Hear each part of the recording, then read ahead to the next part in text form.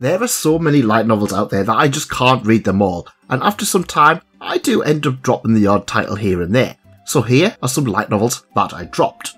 Now the way I've factored these is that I have read more than 1 or 2 volumes, because hey, 1 volume and then dropping it isn't really much to talk about. Oh yeah, spoilers!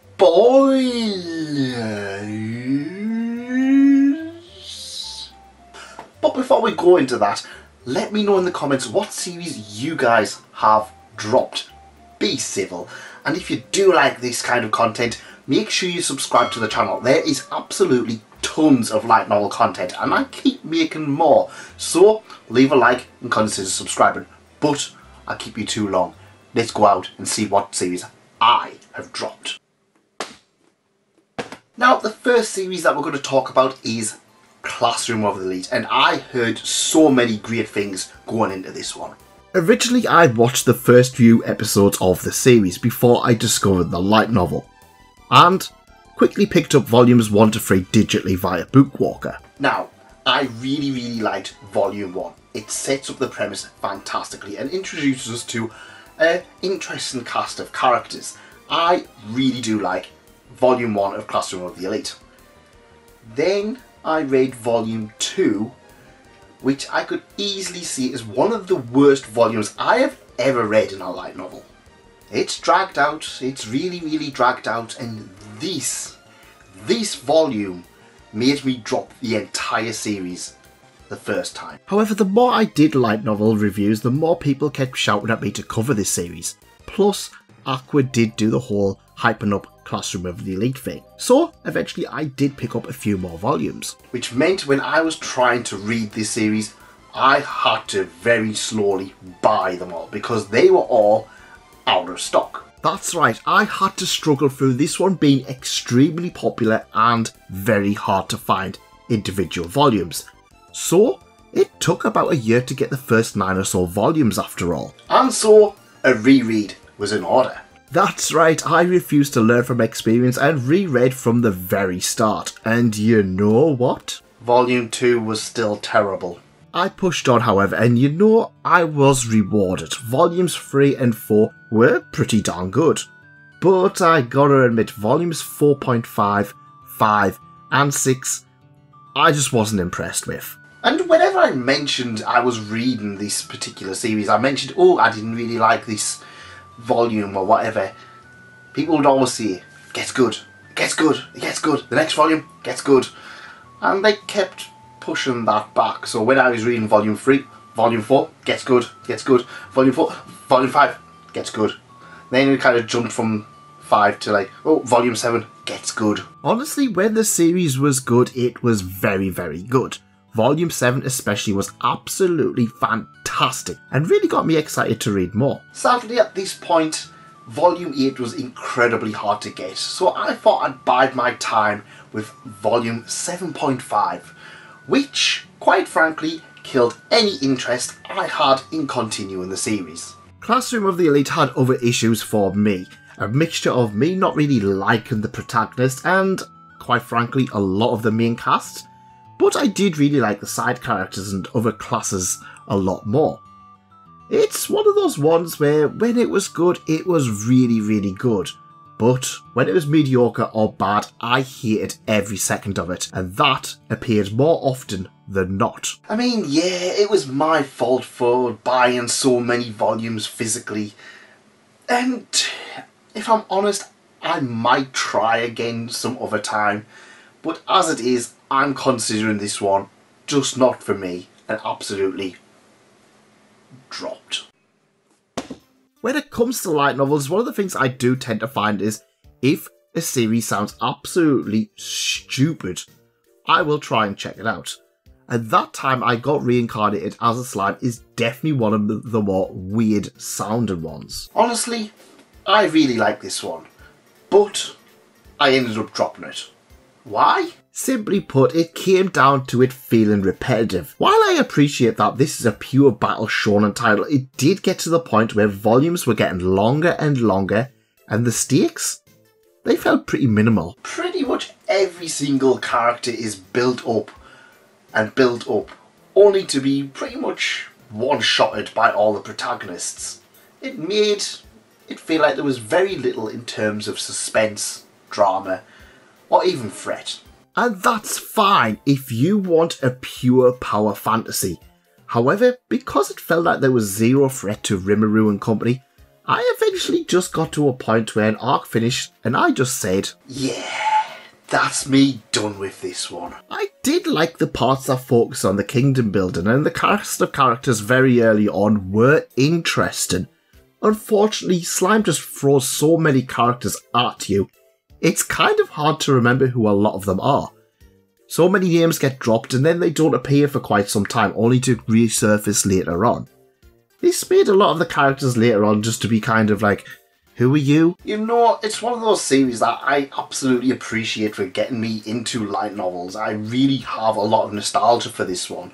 And if people are just starting out getting into light novels, I will still recommend it. It is still a good read.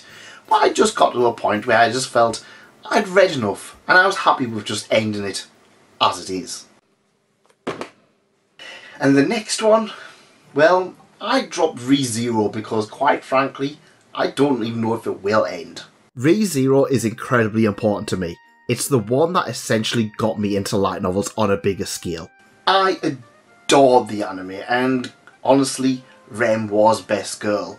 And I was really excited to read this one. Now, I followed the Yen Press releases, buying all of the physical editions and even binge reading the series to ensure I wasn't spoiled when Season 2 was airing. Come to think of it, I never did watch Season 2 of the anime. Probably should get on that. After Season 2, I was quite excited to see what was next, but started to hit upon a problem. I was rapidly running out of space for light novels. Probably because of all of these series that I get about 15 volumes in and then just drop. And that's not all, because in my opinion, ReZero is one of those few series that I think is best off binged. One volume of ReZero does not satisfy the craving you have when reading it. So I thought I'd do the smart thing by, well, waiting until the current arc was done and then going out and buying all of the volumes. The last volume I bought was volume 18, so yeah, I'm plenty behind. I could probably jump to digital, but I hate having half of half physical, half digital releases. And it's pretty apparent that ReZero is not going to end anytime soon. Even the physical or the digital releases by Yen Press have a long way to catch up. And quite frankly, I don't know where I'm going to be in the next 5 years just for them to catch up on what is already out. Will I still be into light novels? I hope so. Will I have the space? Definitely not. Have you ever read a title and then got to the end of a volume and just went, yeah, I'm happy with this. I'm happy with ending this volume right here and just ending it with, they all lived happily ever after. That was me with The Angel Next Door Spoilsbury Rotten, an absolutely cute romance comedy. Again, I really like this one, but one of the things people mention that it's pretty slow with them getting together.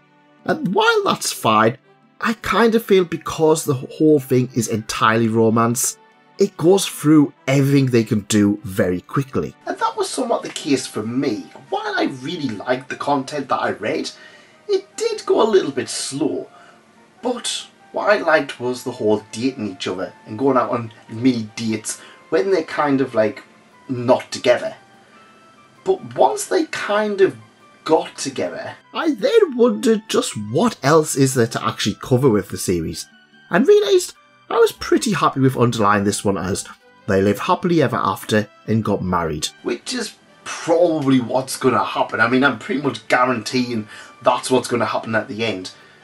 However, because that's pretty much the entire of the plot, I kind of got into the mentality as that, well, is the middle part that essential? I'm pretty satisfied with what I've actually read so far. So to be honest, I can easily underline this and go, yeah, I'm done. Ah yes, the Monogatari series. This one, is a weird one for me. So this is one where I started buying the series as and when the individual volumes came out. I absolutely adore Kizumonogatari, and it remains one of my favourites in the franchise. And so I bought Bakemonogatari, and at that point started to read it. However, I started to feel the fatigue setting in quite quickly. For me, Monogatari, you really need to be in the right mindset to read it. You have to understand that pretty much the start and the end of each volume is where the meaty of the content is. The rest is conversations between the characters, and I'm fine with that.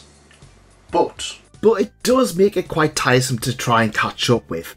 I think I followed the releases until Nisei Monogatari and then felt so fatigued and dropped them for a while, before making the wise choice to buy the Season 2 box set. So again, I read through the entire of Season 1. It was lockdown, so I made good progress.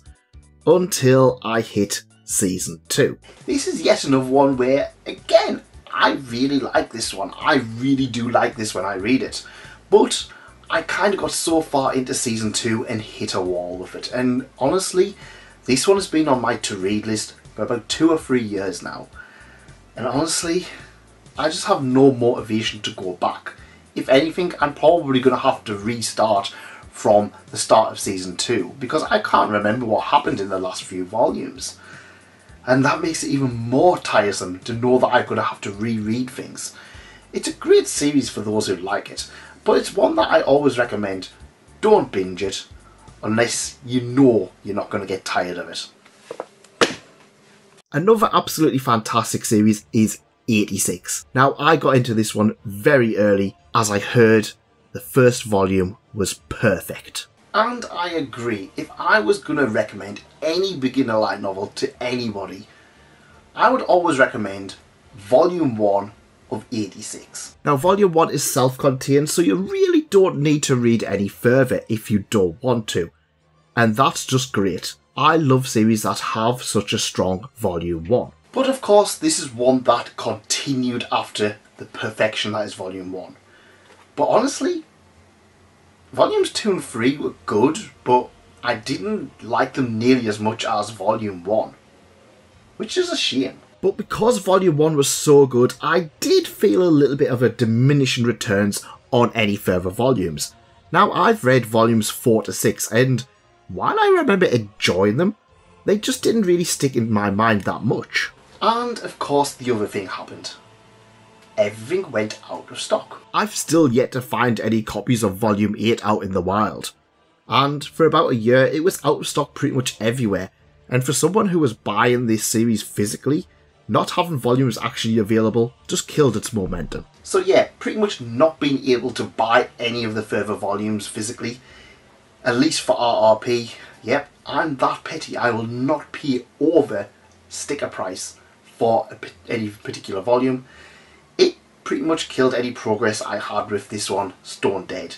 Quite frankly, if I am going to go back to it, I'm probably going to have to go back and reread it from the beginning, which I'm kind of tempted to do. Volume 1 is that good, I could reread it so many times. Same with Kizumonogatari, to be honest. But yeah, unfortunately, that just killed any progress I had. And yeah, I mean, I don't think there's that many more volumes I'm missing. I think I'm missing 8, 9, 10, 11. So only 4 volumes. So it's quite an easy one to catch up on. But that'll have to happen in the future.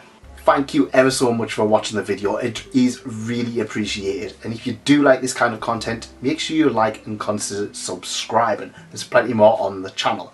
And if you did like this, why not go check out my video on the top 50 light novels. That's right, 50 great titles all for you.